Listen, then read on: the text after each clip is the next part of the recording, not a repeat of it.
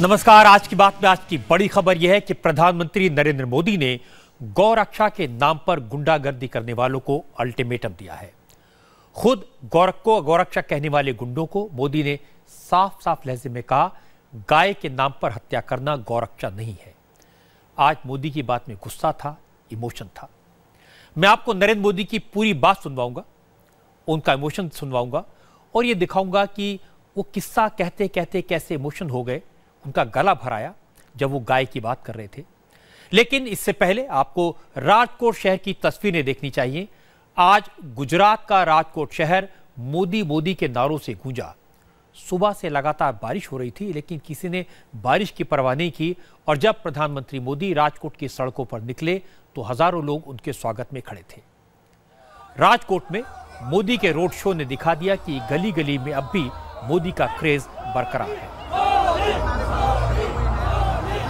प्रधानमंत्री नरेंद्र मोदी ने अपने रोड शो की शुरुआत आज राजकोट के आजी डैम से की। जिस वक्त मोदी का रोड शो शुरू हुआ, जोरदार बारिश हो रही थी, लेकिन जैसे ही मोदी कार में बैठे, लोगों की तरफ हाथ हिलाया, बारिश का शोर दब गया, मोदी मोदी के नारे लगने लगे।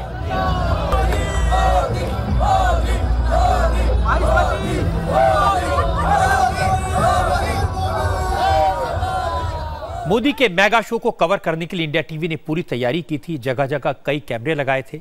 आपको 5 कैमरों की नजर से दिखाते हैं मोदी के रोड शो को जनता की तरफ से कैसा रिस्पांस मिला। रोड के दोनों तरफ जोरदार भीड़ थी। ये लोग लाए गए नहीं थे, बुलाए गए नहीं थे, खुद ब खुद आए थे और वो भी तब जब राजकोट में सुबह से बारिश हो रही थी। गुजरात में आमतौर पर डांडिया और गरबा या दिवाली से पहले नवरात्रि के मौके पर होता था, लेकिन आज राजकोट की सड़कों पर मोदी के इंतजार में खड़ी महिलाओं ने डांडिया किया, गरबा किया।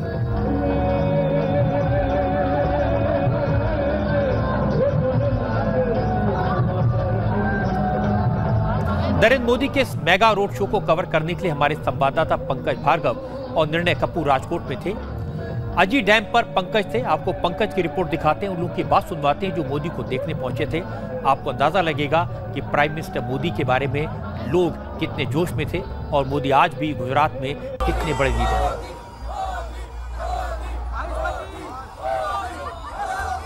मैं इस वक्त अजी डैम चौक पर खड़ा हूं। जैसा कि आपको बता दें कि प्रधानमंत्री नरेंद्र मोदी अब से कुछ देर पहले यहां से भावनगर रोड की तरफ रवाना हुए हैं, यानी उनका road show, mega road show जो है वो शुरू हो चुका है। और यहां पर मेरे साथ राजकोट की जनता है जो बारिश में भीगती हुई खड़ी थी, लेकिन मोदी जी की एक झलक पाना चाहती थी। आप बताइए, मोदी जी को देखा कैसा लगा? बहुत अच्छा लगा, उसके आने से हमको बहुत अच्छा लगा, उसके आने से बहुत खुशी हुई और पानी आया इसलिए तो और भी खुश है और हो गए। बहुत अच्छा लगा, हमें गर्व हुआ। नरेंद्र मोदी गुजरात के हमसे बहुत गर्व हुआ। बहुत गर्व है हमें कि वो इस तरह छोटी जनता के बीच में आकर हमें ऐसे ही, हमें खूब आभार है उन पर। आम जनता इसलिए खुश है कि प्रधानमंत्री से सीधा कनेक्ट हो कर पाए।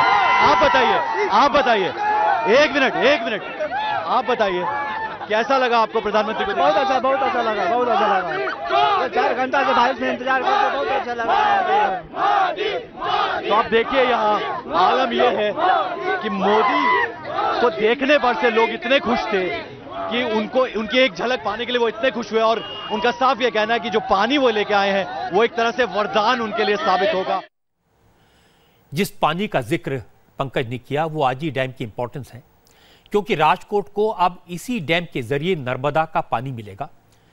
इस डैम में कुछ दिन पहले ही नर्मदा का पानी पहुंचा है और यह मुमकिन हुआ है सौराष्ट्र नर्मदा अवतरण इरिगेशन प्रोजेक्ट के कारण। यह प्रोजेक्ट नरेंद्र मोदी ने शुरू किया था। इस प्रोजेक्ट के पहले फेज में 10 डैम्स में नर्मदा का पानी भरा जाएगा और ये सारा पानी पाइपलाइन के जरिए ही आएगा। हमारे संवाददाता निर्णय कपूर ने भी आज मोदी के इस रोड शो को कवर किया। निर्णय कपूर की रिपोर्ट से आपको पता चलेगा कि मोदी के रोड शो को आजी डैम से शुरू करने का मकसद क्या था, मोदी क्या मैसेज कन्वे करना चाहते थे। आजी डैम से नरेंद्र मोदी ने अपने रोड शो की शुरुआत की है और उन्हें देखने के लिए आप देख सकते हैं बड़ी संख्या में लोग यहाँ मौजूद हैं। नरेंद्र मोदी की एक झलक पाने को बेताब हैं और हो भी क्यों ना, मोदी ने अपना कमिटमेंट पूरा किया है जो मुख्यमंत्री के तौर पर उन्होंने राजकोट और सौराष्ट्र की जनता से किया था। उन्होंने कहा था कि वो नर्मदा का पानी किसी भी सूरत में सौराष्ट्र में ला कर देंगे और शायद यही सबसे बड़ा सिग्निफिकेंस है आजी डैम पर आकर के नर्मदा के पानी का स्वागत करना और उसके बाद राजकोट की जनता का अभिवादन लेना, राजकोट की जनता से मुखातिब होना। एक बहुत बड़े कमिटमेंट को पूरा करके नरेंद्र मोदी निकले हैं और इसीलिए आप देख सकते हैं इस जनता में उन्माद कितना है, कितना जुनून है इस जनता में नरेंद्र मोदी को लेकर के। निर्णय कपूर बता रहे थे नरेंद्र मोदी के रोड शो के बारे में। तस्वीरें आप लगातार अपने टीवी स्क्रीन पर देख रहे हैं। रोड शो में भारी भीड़ थी। राजकोट में मोदी 9 किलोमीटर तक चले। आजी डैम के बाद अमूल चौक, पारेवड़ी चौक से होता हुआ हॉस्पिटल चौक, Chaudhary high school, Sardar Patel statue, जिला पंचायत चौक से किसान पारा चौक होता हुआ एयरपोर्ट पर यह रोड शो खत्म हुआ। मोदी के रोड शो में चुनारवाड़ा अहम पॉइंट था। इस इलाके की असेंबली सीट पर पिछली बार कांग्रेस जीती थी। हालांकि मोदी ने गुजरात के चीफ मिनिस्टर के तौर पर इस इलाके के लिए काफी काम किया। इलाके के दलित और मुस्लिम समाज के लोग आज भी ये कहते हैं कि उनके लिए कई योजनाएं चलाई गई। इसलिए आज चुनारवाड़ा में भी प्रधानमंत्री के रोड शो को लेकर लोगों में क्रेज दिखाई दिया। 4 कैमरों की नजरों से आप देख सकते हैं राजकोट के लोगों पर कैसा मोदी का जादू चल रहा था। हर तरफ मोदी मोदी की गूंज सुनाई दी। लोगों ने मोदी की एक झलक पाने के लिए घंटों तक इंतजार किया।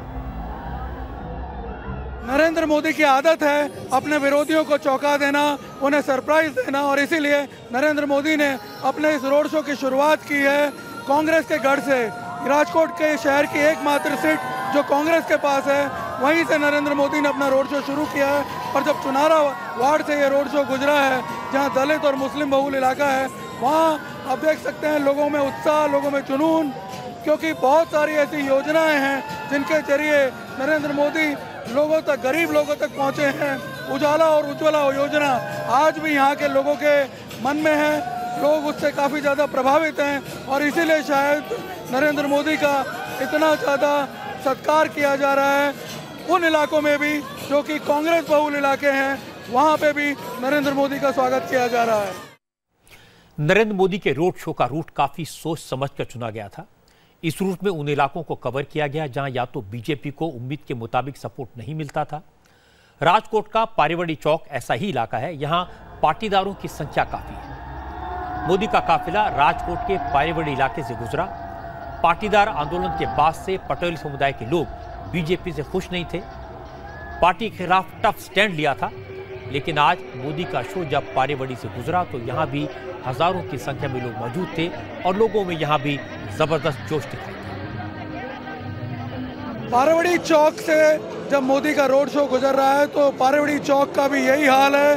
पारेवड़ी चौक जो कि पाटीदार बहुल इलाका माना जाता है, वहाँ पे आप देख सकते हैं कितनी बड़ी संख्या में लोग मोदी के स्वागत के लिए उमड़े हैं। कौन कहता है पाटीदारों में इस वक्त बीजेपी को लेकर नाराजगी है? बीजेपी को लेकर नाराजगी जरूर थी, लेकिन नरेंद्र मोदी को लेकर के नाराजगी नहीं है पाटीदारों में। और शायद इसीलिए बीजेपी नरेंद्र मोदी को सौराष्ट्र में और ख़ास तौर पे पाटीदार बहुल इलाकों में ट्रम्प कार्ड के तौर पर यूज़ कर रही है।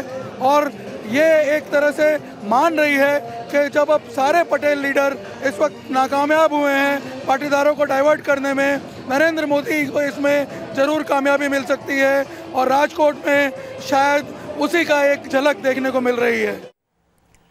निर्णय कपूर इंडिया टीवी एक बड़े अनुभवी संवाददाता हैं। उन्होंने कई बरस से गुजरात की राजनीति के चप्पे चप्पे को देखा है, इसलिए उनके कमेंट्स इंपॉर्टेंट हैं। पारेवड़ी के बाद निर्णय ने बताया कि मोदी का रोड शो राजकोट के डीलक्स चौक से गुजरा। पहले प्लान था कि मोदी का काफिला धीरे धीरे आगे बढ़ेगा, लेकिन बारिश की वजह से प्लान में तब्दीली हुई। मोदी के कॉन्वॉय को स्पीड अप किया गया। जब मोदी का रोड शो डीलक्स चौक पर पहुंचा तब बारिश तेज हो गई थी, लेकिन लोगों की भीड़ कम नहीं हुई थी। डीलक्स चौक पर इंडिया टीवी के संवाददाता अश्विनी कुमार पांडे मौजूद थे। मोदी का काफिला गुजरने के बाद अश्विनी ने वहां मौजूद लोगों से बात की। उनकी बात भी आपको सुनवाते हैं, जिससे आपको अंदाजा हो जाएगा कि गुजरात की जनता के मन में, वहां के नौजवानों के मन में मोदी के प्रति किस तरह का जोश है और आज जब मोदी उनके सामने से गुजरे तो उनके दिमाग में क्या चल रहा था। नरेंद्र मोदी का काफिला यहां से गुजरा और तमाम लोग यहां पर खड़े हैं जिन्होंने नरेंद्र मोदी की एक झलक पाने के लिए घंटों से इंतजार कर रहे थे। इन लोगों से बातचीत करेंगे। महिलाएं हैं, बच्चे हैं, नौजवान हैं, हर कोई। ये बताइए कि मोदी की एक झलक पाने के लिए आप लोग घंटों से खड़े थे, कैसा लगा? काफी इंतजार करना पड़ा, थोड़ी देर ठहरते तो बहुत अच्छा लगता है। काफी दिनों से सब लोग मेहनत कर रहे थे, वो कुछ नजर डाली होती तो बहुत अच्छा होता। और ऐसा लग रहा है रोड शो नहीं बल्कि पूरा मोदीमय हो गया है। आज पूरा राजकोट बाहर है, हर मोदी। थोड़ा सा स्लो गाड़ी चलाते तो मजा आता, बहुत ही फास्ट निकल गए। ज्यादा देखने नहीं मिला। हाँ, ज्यादा देखने भी पाए। 6 साल बाद उनको देखा है, मैं लाइव उसको मिला भी उनको। प्रधानमंत्री आए, बहुत अच्छा लगा। राजकोट शहर नहीं, मोदी शहर है। तमाम लोग हैं। कुछ लोगों की शिकायत है कि मोदी जी की जो गाड़ी थी, जो कॉन्वॉय था, वो काफी स्पीड में था। 5 दिनों से ये लोग तैयारी कर रहे थे नरेंद्र मोदी को देखने के लिए। आज मोदी ने राजकोट की रेस कोर्स सर्किल विधानसभा सीट से भी किया। गुजरात के सीएम विजय रूपाणी इसी सीट से विधायक हैं, ये उनका इलाका है, लेकिन इस बार कांग्रेस ने रूपाणी को इस सीट पर चैलेंज किया है। इसलिए मोदी ने रूपाणी की रिक्वेस्ट पर यह रोड शो किया और शो का रूट खास तौर पर रेस्को सर्किल की सीट से होता हुआ किया गया। राजकोट के जिला पंचायत चौक पर भी यही हाल है। कौन कहता है राजकोट में पिछले 4 घंटे से बरसात हो रही है। राजकोट का जिला पंचायत चौक, जो कि मुख्यमंत्री विजय रूपाणी की प्रतिष्ठित विधानसभा सीट में पड़ता है, वहां पर भी आप देख सकते हैं भारी बारिश के बावजूद बड़ी संख्या में लोग मोदी के रोड शो देखने पहुंचे हैं। नरेंद्र मोदी के लिए आप देख सकते हैं इनका जुनून किस तरह का है। खास तौर पर हमें ये पता चला है कि विजय रूपाणी ने ही इनफैक्ट मोदी से रिक्वेस्ट किया था कि वो राजकोट में भी एक रोड शो करें, उसका एक ज़बरदस्त इम्पैक्ट पड़ेगा और शायद वो एक गेम चेंजर साबित हो। निर्णय कपूर ने मोदी के इस पूरे रोड शो को कवर किया और जिस वक्त मोदी का काफिला रेस्को सर्किल यानी लास्ट पॉइंट पर था, निर्णय वहीं मौजूद थे। यहां से 1 किलोमीटर की दूरी पर एयरपोर्ट था। निर्णय ने बताया कि पूरे रोड शो में राजकोट की जनता का रिस्पॉन्स जबरदस्त रहा। ये रोड शो आने वाले चुनाव के लिए गेम चेंजर साबित हो सकता है।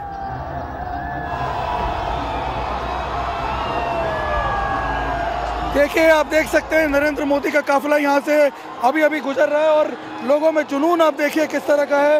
लोग उनके काफिले के पीछे दौड़ रहे हैं। मोदी यहाँ से जस्ट पास हुए। बरसात है यहाँ पे, पिछले 4 घंटे से यहाँ बारिश हो रही है। उसके बावजूद आप देख सकते हैं यहाँ पे लोग जो हैं वो लगातार नरेंद्र मोदी के काफिले के पीछे दौड़ रहे थे। यहाँ पे भी आप देखिए नीचे लोगों की भीड़ अभी भी मौजूद है। पूरे राजकोट में इसी तरह का माहौल रहा है। हालांकि बरसात की वजह से थोड़ा प्लान जरूर चेंज हुआ है, थोड़ा स्पीड से मोदी का कॉन्वॉय यहाँ से निकला है। जैसा कि पहले प्लान था कि नरेंद्र मोदी थोड़ा स्लो लोगों के बीच में से मूव करते हुए जाएंगे, लेकिन बारिश की वजह से थोड़ा प्लान जरूर चेंज हुआ है। अभी अभी यहाँ से नरेंद्र मोदी निकले हैं और यहाँ से महज अब 1 किलोमीटर की दूरी पे एयरपोर्ट है, जहाँ जाके उनका रोड शो पूरा होगा। ये रेसकोर्स रोड का इलाका है, इसका सौराष्ट्र में इम्पैक्ट पड़ेगा। सौराष्ट्र के लिए ये गेम चेंजर साबित हो सकता है। और यहाँ पे जो माहौल है आप देख सकते हैं, चारों तरफ लोग ही लोग आपको यहाँ पे नजर आएंगे।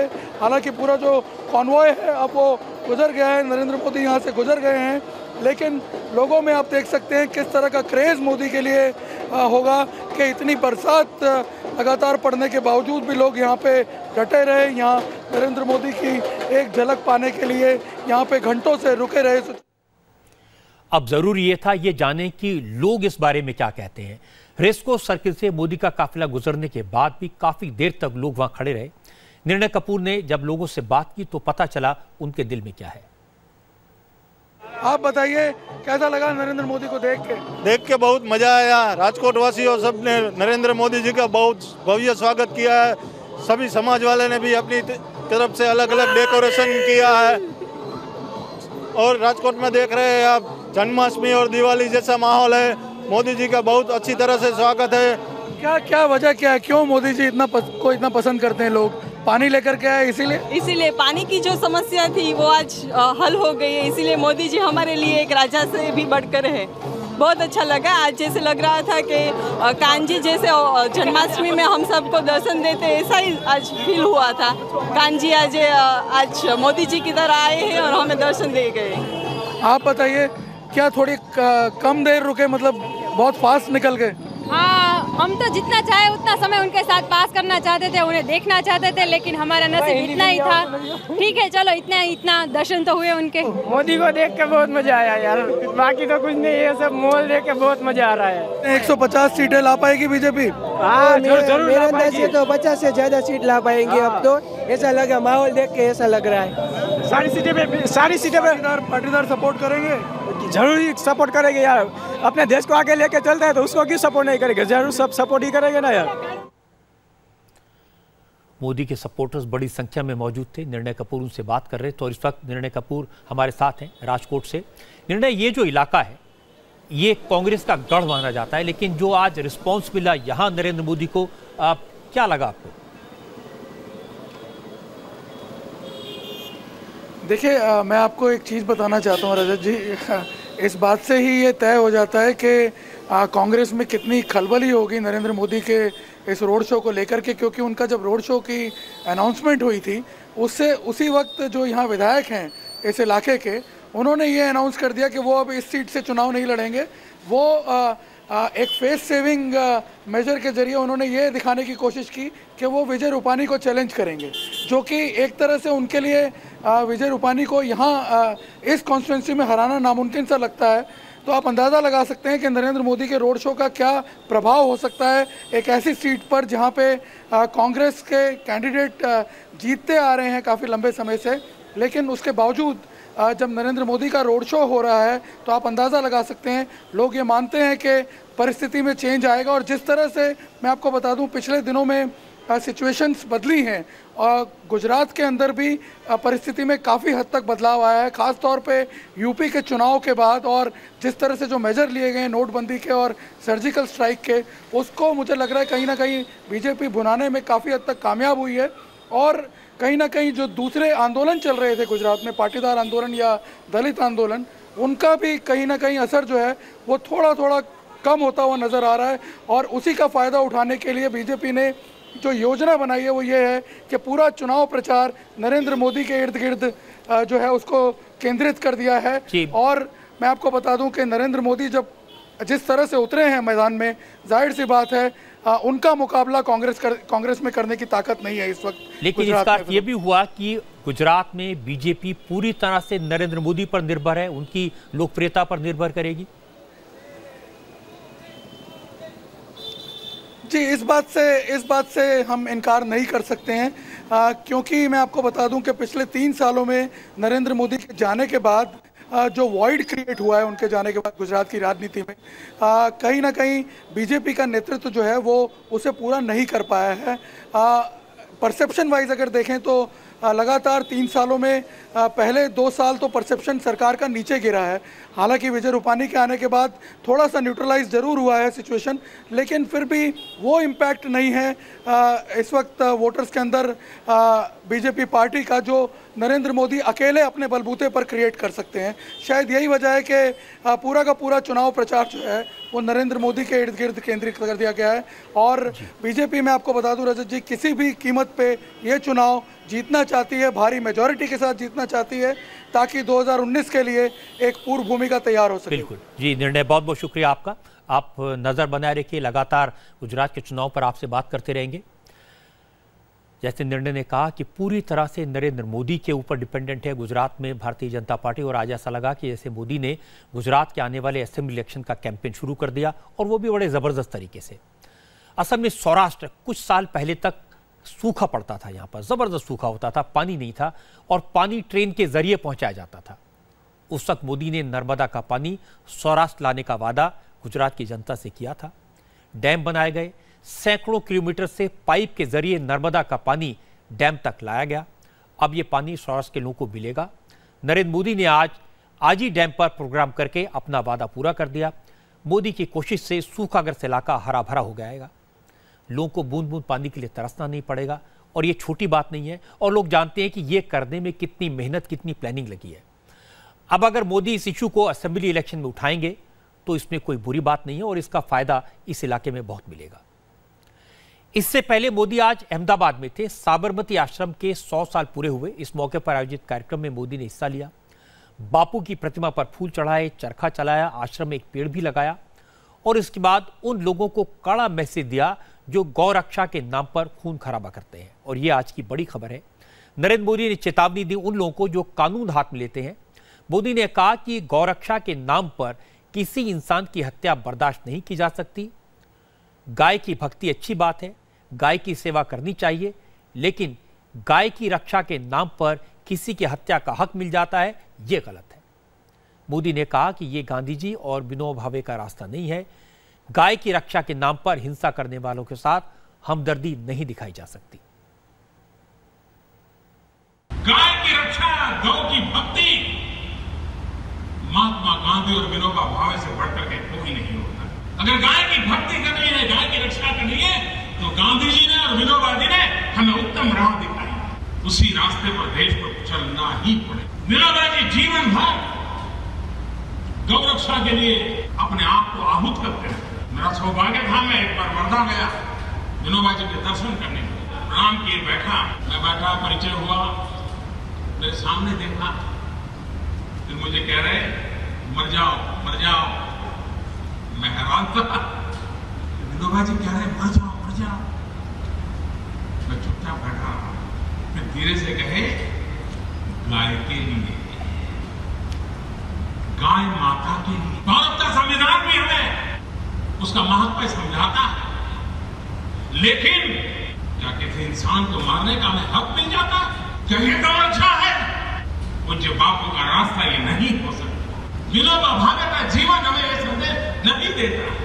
और इसलिए साबरमती आश्रम की शताब्दी के पर्व पर अहिंसा ये हम लोगों का जीवन धर्म रहा। हम कैसे आपा खो रहे हैं? डॉक्टर को मार दें, अकस्मात हो जाए ड्राइवर को मार दें, गाय के नाम पर इंसान को मार दें। और इसके बाद नरेंद्र मोदी ने अपना एक अनुभव शेयर किया। घटना उनके बचपन की थी। एक गाय के पैर के नीचे बच्चा आ गया, बच्चे की मौत हो गई। इसके गम में गाय ने खाना पीना छोड़ दिया और कुछ दिन बाद गाय भी मर गई। मोदी ने कहा यह कहानी नहीं है, सुनी सुनाई बात नहीं है, उनकी आंखों के सामने हुआ। इस घटना को बताते बताते मोदी का गला भर आया, उन्हें कई बार पानी पीना पड़ा। मुझे बचपन की घटना याद आती है, सत्य घटना है मेरे जीवन की। और पहली बार शायद मैं आज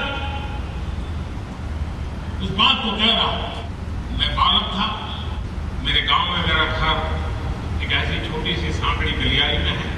हमारे घर के ही नजदीक में सामने की तरफ एक परिवार था। उस परिवार में संतान नहीं था। बहुत बड़ी उम्र में उनके यहाँ एक संतान का जन्म हुआ। तो एक गाय थी जो हमारे उस मोहल्ले से आना, हर परिवार के लोग बाहर निकल के उसको रोटी खिलाते। एक बार अचानक कोई हड़कंप हो गई, शायद कुछ बच्चों ने पटाखे फोड़ दिए, क्या हुआ वो घटना मुझे पूरी याद नहीं रही। लेकिन वो गाय फड़फड़ा गई और दौड़ते दौड़ते स्थिति ये बनी, वो जो बच्चा उनका मुश्किल से 3, 4, 5 साल का हुआ था, वो भी दौड़ने लग गया और जाने अनजाने में वो गाय के पैर के नीचे आ गया।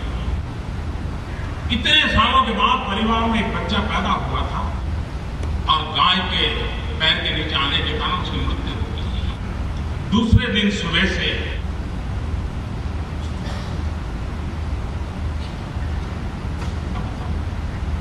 ये दृश्य मैं भूल नहीं सकता। दूसरे दिन सुबह ही वो गाय उनके घर के सामने आके खड़ी हो। किसी भी घर के सामने जाके रोटी नहीं खाई। वो परिवार भी उसको रोटी खिलाता था, नहीं खाई। गाय के आंसू कभी नहीं रुके। 1 दिन, 2 दिन, 5 दिन गाय में खाना खा रही है। गाय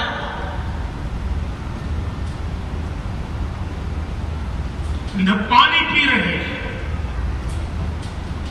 एक तरफ परिवार को इकलौते संतान की मृत्यु का शोक था। पूरे मोहल्ले में एक दुख का वातावरण था, गांव में एक परिवार का वातावरण था। लेकिन गाय पश्चाताप में डूबी हुई। कई दिनों तक उसने कुछ नहीं खाया, कुछ नहीं। उसके आंख के आंसू सूख गए। सारे मोहल्ले के लोग, उस परिवार के लोग भी लाख कोशिश करते रहे,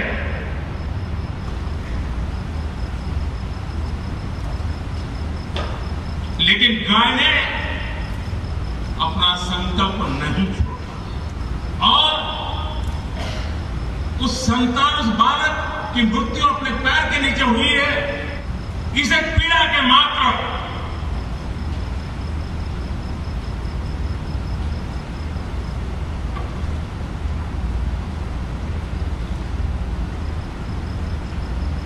उस गाय ने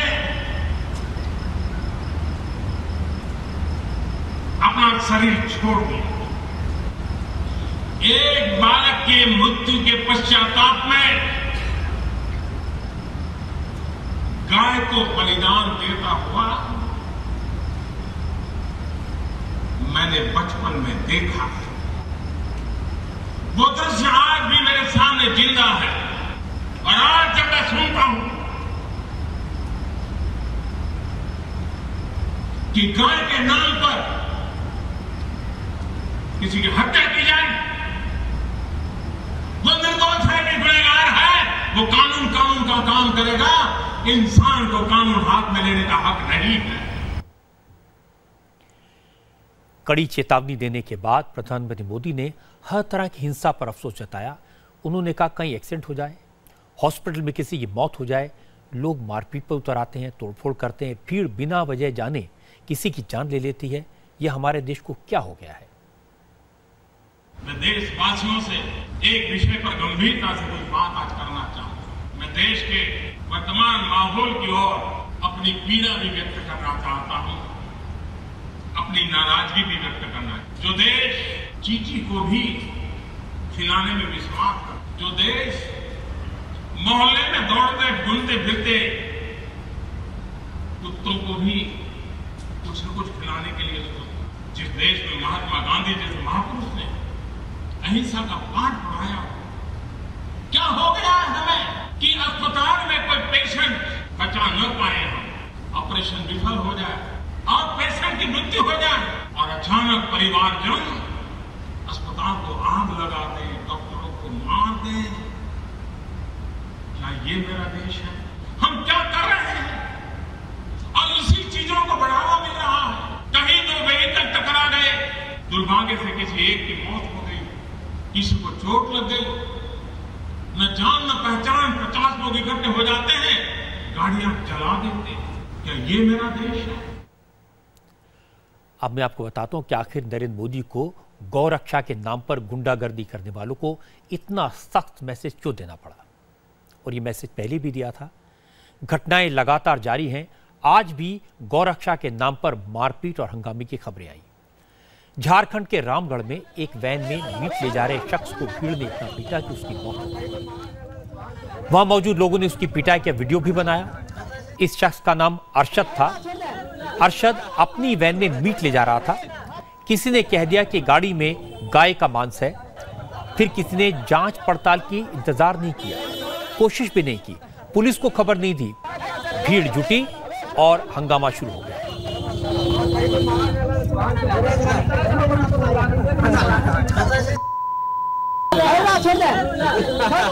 वैन से मीट निकालकर सड़क पर फेंक दिया गया। तोड़फोड़ हुई, मारपीट हुई, आगजनी हुई, वैन के ड्राइवर की पिटाई हुई। फिर वैन को सड़क पर पलटकर उसमें आग भी लगा दी गई। नेशनल हाईवे 23 पर काफी देर तक हंगामा होता रहा। लोगों ने जैम भी लगा दिया। पुलिस मौके पर पहुंची। वैन के ड्राइवर अरशद को भीड़ से छुड़ाकर हॉस्पिटल भेजा गया, लेकिन हॉस्पिटल में दुर्भाग्य से उसकी मौत हो गई।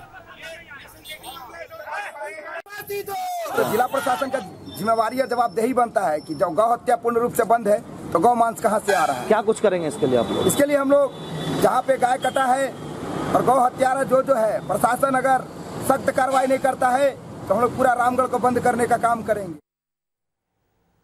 वो जो छट्टी बाजार का रास्ता है वहाँ पे उनका गाड़ी को रोका गया था। तो कहाँ से आए थे, कहाँ वो जा रहे थे, वो अनुसंधान उस पर चल रहा है। इसका इलाज हम रिम्स में रेफर किया गया था, तो रिम्स में अभी उसका भी पोस्टमार्टम रिपोर्ट फाइनल अभी आया नहीं है, आते ही आपको कर दिया जाए। शहर में, जिला में शांति व्यवस्था बनाए रखने के लिए शहर को कई सेक्टरों में बढ़ाया गया है और वहाँ पे मजिस्ट्रेट और फोर्स को तैनात किया गया है। इसी तरह की खबर तमिलनाडु से आई। तमिलनाडु के पलनी में गाय की तस्करी की वजह से हंगामा हुआ। कम्युनल टेंशन जैसा माहौल हो गया। हिंदुओं और मुसलमानों के बीच पत्थर चले और फिर इस इलाके से गुजरने वाली बसों और गाड़ियों में तोड़फोड़ की गई। हंगामा शांत करने के लिए पुलिस को लाठीचार्ज करना पड़ा। 10 लोग जख्मी हुए।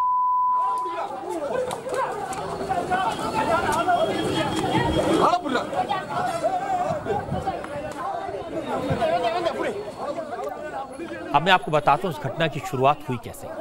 असल में शेनबाग नेल्लूर मठ के संत संपत कुमार रामानुज पुलाजी से मनारगुड़ी जा रहे थे। हाईवे पर उन्होंने एक मिनी वैन में एक गाय और बछड़े को देखा। संपत कुमार वैन ड्राइवर से पूछताछ करने लगे। मवेशियों को ट्रांसपोर्ट करने के परमिशन के कागज मांगे। वैन ड्राइवर के पास कागजात नहीं थे तो संत संपत कुमार उसकी गाड़ी को अपने साथ थाने ले गए और पुलिस से मामला दर्ज करने को कहा। इस बीच गाय की तस्करी की खबर फैल चुकी थी और दोनों समुदायों के लोग थाने के बाहर इकट्ठा हो गए। संत संपत कुमार जब थाने से निकलने लगे तो उन पर किसी ने पत्थर फेंका। पत्थर उनके एक साथी को लगा और वो बेहोश होकर गिर गया। इसके बाद सड़क पर हंगामा शुरू हुआ। हंगामा शांत करने के लिए पुलिस ने एडिशनल फोर्स भी बुलाई।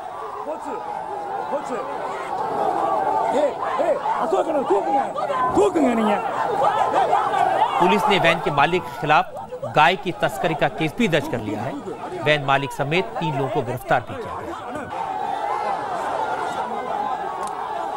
इस मामले के सामने आने के बाद मंदिरों के शहर पलनी में तनाव का माहौल पैदा हो गया। आज सुबह बीजेपी ने बंद का ऐलान भी किया, लेकिन पुलिस ने बातचीत कर इस बंद के ऐलान को टाल दिया। इसके बाद पुलिस हरकत में आई। इस पूरे मामले में 20 लोगों के खिलाफ मामला दर्ज किया गया, जिसमें से 3 लोगों को फिलहाल गिरफ्तार कर लिया गया है। हालांकि बीजेपी और दूसरे हिंदू संगठनों ने अपना विरोध दर्ज करने के लिए आज पलनी में जोरदार प्रदर्शन किया। हिंदू संगठन कुछ भी कहें, गायों के नाम पर, गायों की रक्षा की आड़ में किसी पर भी हमला करना, किसी की जान ले लेना किसी भी तरह से जस्टिफाइड नहीं है, चाहे कुछ भी हो जाए। आज प्रधानमंत्री मोदी ने यह बात दूसरी बार कही और अगर अब भी इसका असर नहीं हुआ तो फिर हर जगह पुलिस को सख्ती करनी चाहिए। कभी ट्रेन में, कभी वैन में, कभी सड़क पर कई बार ऐसी घटनाएं हो चुकी हैं और अब ये हद पार हुई है। गायों को बचाने के लिए, मवेशियों को बचाने के लिए क्या करना चाहिए, ये मैं आपको आज एक घटना के उदाहरण से समझाना चाहता हूं। ये एग्जाम्पल मध्य प्रदेश का है। यहां 65 बैलों को कत्लखाने में ले जाने से बचाया गया, लेकिन न कोई हंगामा हुआ, न कोई तोड़फोड़। मध्य प्रदेश के आगर में गाय की तस्करी 2 बड़े कंटेनर्स में 65 बैलों को बेरहमी से ठूस कर की जा रही थी। लोगों ने इसकी जानकारी पुलिस को दी। पुलिस ने बैरिकेड लगाए, ट्रकों को रोका। ड्राइवर के पास कैटल ट्रांसपोर्ट करने के लीगल डॉक्यूमेंट्स नहीं थे।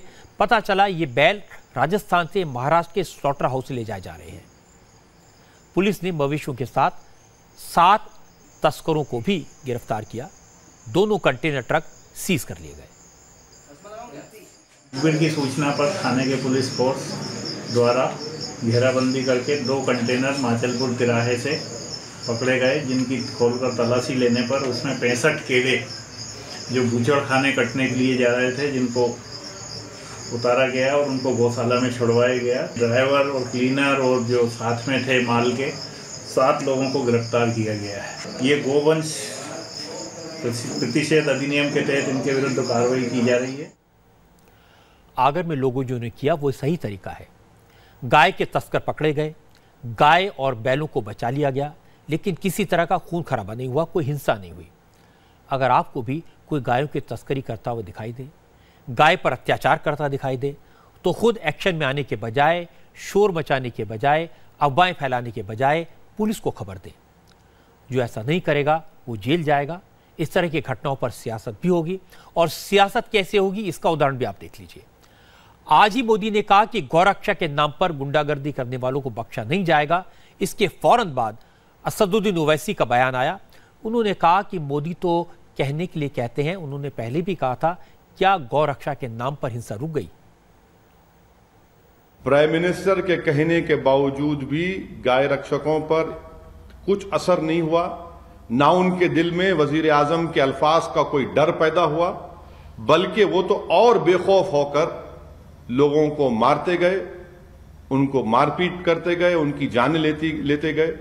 और इससे बड़ी मिसाल और क्या हो सकती है कि पीलू खान को जिस जगह पर मारा गया उस स्टेट में बीजेपी की गवर्नमेंट है और अब तक 3 एक्यूज को नहीं पकड़ा गया। हाफिज जुनैद को ट्रेन में मारा गया, वहां पर सरकार बीजेपी की है। जिसको पकड़ा गया उसको पुलिस कस्टडी भी नहीं लेते, उसको फौरन जेल को भिजा दिया। तो प्राइम मिनिस्टर सिर्फ जबानी अल्फाज इस्तेमाल करने से कोई तब्दीली नहीं आने वाली है। जिस तरह की घटनाएं हुई हैं उसे देखते हुए ओवैसी ने जो कहा वो सही भी है, लेकिन उम्मीद यह है कि इस बार प्रधानमंत्री जो कहा है उसका असर होगा। गाय की रक्षा के नाम पर खून खराबा करने वाले किसी भी संगठन के हों, किसी भी विचारधारा के हों, अगर वो अब भी नहीं संभले तो उन्हें जेल जाने के लिए तैयार रहना चाहिए। आज चाइना ने भारत को एक बार फिर आंख दिखाने की कोशिश की। मैं पिछले 3 दिन से लगातार आपको बॉर्डर पर चाइना की हरकतों के बारे में बता रहा हूं। आज चाइना ने फिर गड़बड़ की।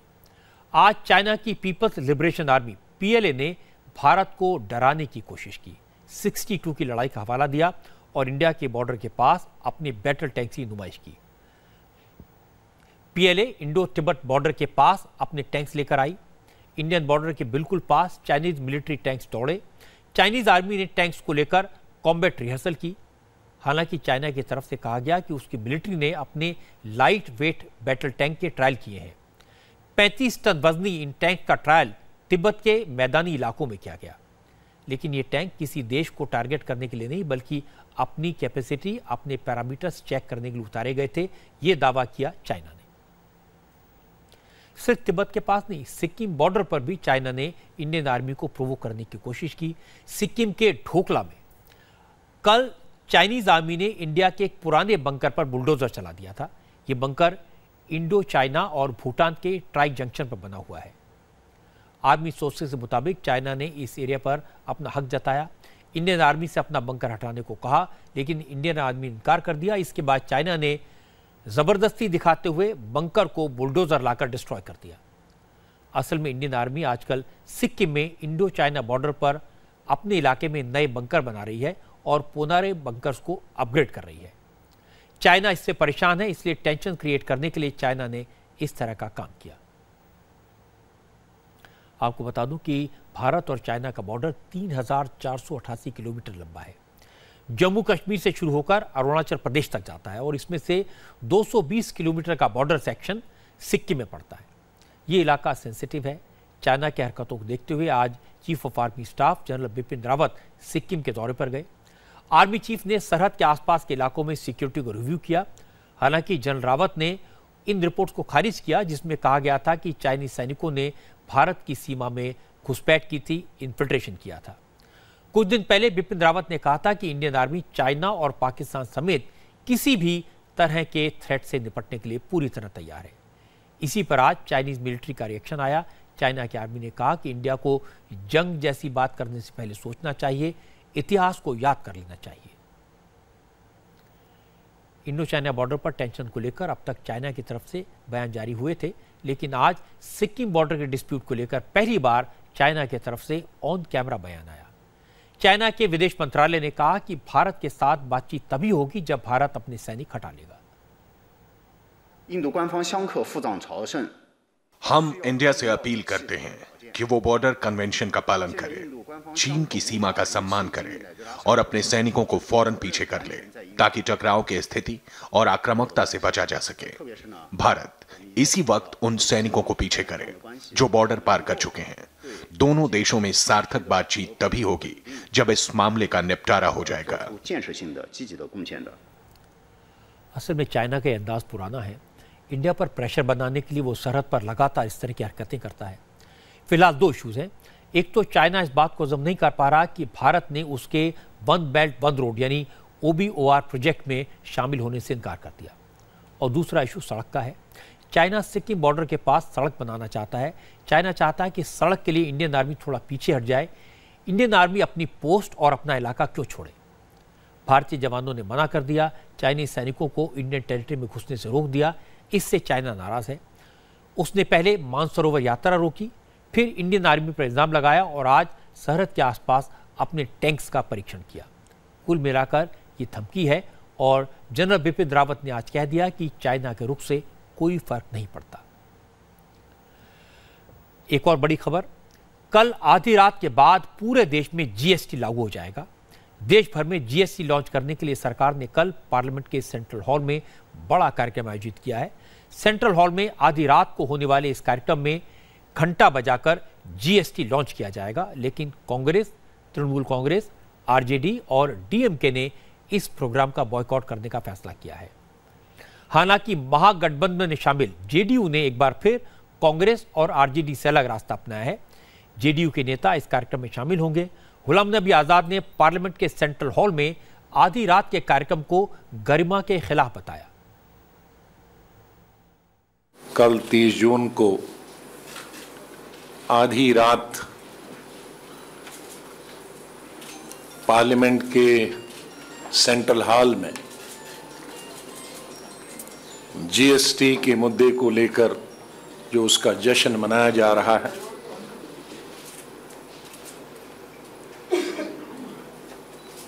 उसको हमारी पार्टी उसमें शामिल नहीं होगी। फाइनेंस मिनिस्टर अरुण जेटली ने कांग्रेस के फैसले को गलत बताया। जेटली ने कहा उन्हें उम्मीद है कि विरोधी दल अपने फैसले पर फिर से विचार करेंगे। आज किसी सांकेतिक गेस्चर से, सिंबल से जो इसके पक्ष में रहे हैं अपने आप को अलग नहीं कर सकते। हर राजनीतिक दल में होनी चाहिए कि जिस सुधार के पक्ष में उन्होंने वोट दिया है क्योंकि वो देश के हित में है, उसको वो ओन अप करे। मैं उम्मीद करता हूं कि जिन्होंने तय किया है कि उसके उद्घाटन समारोह में भाग नहीं लेंगे, वो एक बार पुनः अपनी भूमिका के ऊपर एक बार विचार करेंगे। अरुण जेटली ने कहा कि जीएसटी को लागू करने से पहले जितना विचार विमर्श हुआ है वैसा आज तक किसी कानून और फैसले को लागू करने से पहले नहीं हुआ। इसके लिए सबकी सहमति ली गई। देश में विभिन्न राजनीतिक निर्णय लिए गए पिछले 70 वर्षों में, उनमें राजनीतिक चर्चा और आम राय भी बनी, लेकिन जितनी ज्यादा कंसल्टेशन, सलाह मशवरा अलग अलग राजनीतिक दलों के साथ जीएसटी के संबंध में हुआ है, केंद्र और राज्य सरकारों के बीच में जो सलाह मशवरा हुआ है, मुझे लगता है इतने अधिक सलाह मशवरे का कोई दूसरा उदाहरण इस देश में नहीं है। सैकड़ों निर्णय एक मत के साथ सबने लिए हैं। हर एक राजनीतिक दल, हर एक सरकार इस निर्णय में हिस्सेदार है। यह साझा और सामूहिक रूप से पूरे देश का निर्णय है। इस देश को प्रगति और आर्थिक सुधारों की आवश्यकता है और आज की सरकार उसके प्रति वचनबद्ध है। हम लोग इन सुधारों के साथ आगे बढ़ते रहेंगे।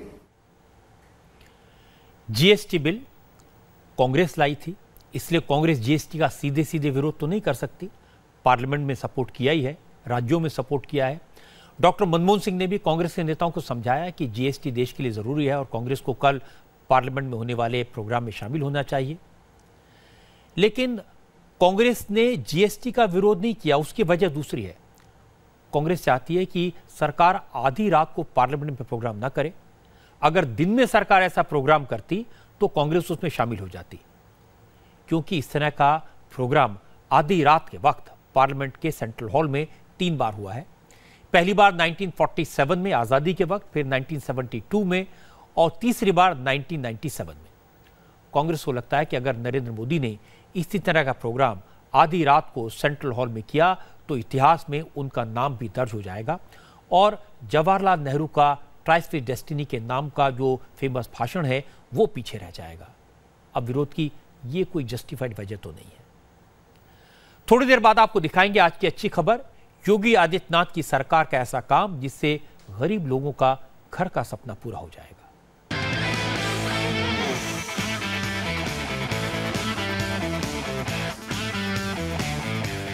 आज की अच्छी खबर खासतौर पर ऐसे लोगों के लिए जिनके पास अपना घर नहीं है। योगी आदित्यनाथ जल्दी ही ऐसे लोगों का सपना पूरा करेंगे। यूपी में प्रधानमंत्री शहरी आवास योजना के तहत इस साल 2 लाख घर बनाए जाएंगे। योगी आदित्यनाथ ने इस योजना के तहत बनने वाले घरों के मॉडल को सेलेक्ट कर लिया है। लखनऊ डेवलपमेंट अथॉरिटी और स्टेट अर्बन डेवलपमेंट एजेंसी की तरफ से मॉडल होम बनाकर चीफ मिनिस्टर को दिखाए गए। योगी ने दोनों घरों के डिजाइन और हाउस स्ट्रक्चर के साथ कॉस्ट को कंपेयर किया। एलडीए ने मकान की कीमत 4,20,000 रुपए बताई, जबकि एसयूडीए के 2 रूम मकान की कीमत 3,34,000 रुपए है। इन सब चीजों को देखने के बाद, परखने के बाद योगी ने एसयूडीए की तरफ से बनाए गए हाउस मॉडल को सेलेक्ट किया। हमारी संवाददाता रुचि कुमार ने इन घरों का जायजा लिया। रुचि की रिपोर्ट देखकर आपको पता चलेगा कि सरकार की तरफ से जो घर बनेंगे वो अंदर से कैसे होंगे, इसमें कितनी जगह होगी, कितने कमरे होंगे, क्या सुविधाएं होंगी। ये आपको दिखाई दे रहा है, ये वो जो मॉडल है जो मुख्यमंत्री योगी आदित्यनाथ ने पसंद किया है। अंदर से हम आपको अगर दिखाएं, इसमें एक ये छोटा सा एरिया है। इस तरफ आप जाएंगे दाहिनी तरफ तो यहाँ पे आपको एक किचन दिखाई देगा और इसके बगल में ये कमरा है और ये वॉशरूम है। घर की अच्छी बात यह है कि घर बहुत छोटा है लेकिन बहुत हवादार है। सब तरफ आपको खिड़कियां दिखाई देंगी। किचन में भी खिड़कियां हैं, कमरे में भी खिड़कियां हैं और एक ये जो स्पेस दिया है इसमें भी आपको खिड़की दिखाई देगी। प्रधानमंत्री नरेंद्र मोदी का कहना है कि 2022 तक भारत में हर आदमी को रहने के लिए घर देगी, कोई भी आदमी सड़क पर नहीं रहेगा। उसी के तहत ये मकान बनाए जा रहे हैं और योगी आदित्यनाथ ने कहा है कि ये मॉडल उन्हें पसंद आया और इस तरह के घर हर साल 2 लाख बनेंगे और अगले साल से ये संख्या बढ़ाई जाएगी। इस घर में जहाँ पे हम खड़े हैं इसकी कीमत होगी 3,34,000 रुपया, लेकिन सरकार इसमें सब्सिडी देगी 2,50,000 रुपया यानी 2.5 लाख रुपया। तो इस तरह से एक बड़ी राहत उन लोगों के लिए जिनके पास अपना मकान नहीं है। तो आने वाले दिनों में उनके पास मकान भी होगा और सरकार की कोशिश है कि सिर्फ मकान ना हो बल्कि रहने के लिए एक अच्छी जगह उनको दी जाए। यूपी की स्टेट अर्बन डेवलपमेंट एजेंसी ने बताया कि प्राइमरी ग्राउंड वर्क हो चुका है, इसलिए 40,000 घर बनाने का काम 2-3 दिन में शुरू हो जाएगा। इस साल के आखिर तक 2 लाख मकान बनकर तैयार हो जाएंगे।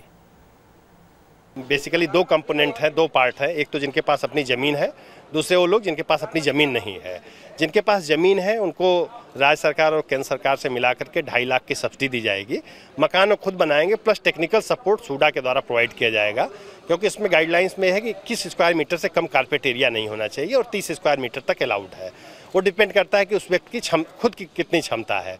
दूसरे उस तबके के लोग हैं जिनके पास अपनी ज़मीन भी नहीं है, उनको अफोर्डेबल हाउसिंग पार्टनरशिप में डेवलपमेंट अथॉरिटीज और आवास विकास की मदद से मकान बनवा कर दिए जाएंगे। उसमें भी 2.5 लाख सब्सिडी गवर्नमेंट देगी। बाकी जो कास्ट आएगी, मान लीजिए उसकी कास्ट 4.5 लाख आती है, तो बाकी जो डिफरेंस होगा वो बेनिफिशियरी को खुद वहन करना पड़ेगा। इस साल का जो टारगेट हमारा है कि मिनिमम 2 लाख मकान हमें बनाने हैं और आज ये अप्रूव हो गया और 40,000 मकान हम लोगों ने सैंक्शन भी कर दिए हैं बेनिफिशियरी चिन्हित करके। तो नेक्स्ट मंथ से मीन्स आज से 2-3-4 दिन बाद हम लोग मकान बनाना उन 40,000 का शुरू कर देंगे जिनका सैंक्शन हो गया है। नरेंद्र मोदी कई बार ऐलान कर चुके हैं। आज राजकोट में भी उन्होंने कहा कि सरकार 2022 तक किसी को भी बेघर नहीं रहने देगी, सबके पास अपना घर होगा। केंद्र सरकार योजना बना सकती है, पैसा दे सकती है, लेकिन योजना का इम्प्लीमेंटेशन, इसका एग्जीक्यूशन राज्यों को करना है। योगी ने सरकार बनाते ही सबको घर देने के वादे पर काम शुरू कर दिया। उत्तर प्रदेश सरकार का दावा है कि 2022 तक 10 लाख घर बनाएगी और हमारी नज़र लगातार इस पर बनी रहेगी। ये काम कितना पूरा होता है, कितनी जल्दी पूरा होता है, क्या वाकई में यह वादा पूरा होता है। थोड़ी देर बाद आपको बताएंगे दिल्ली और एनसीआर में आज अचानक मैकडॉनल्ड्स के आउटलेट्स क्यों बंद हुए।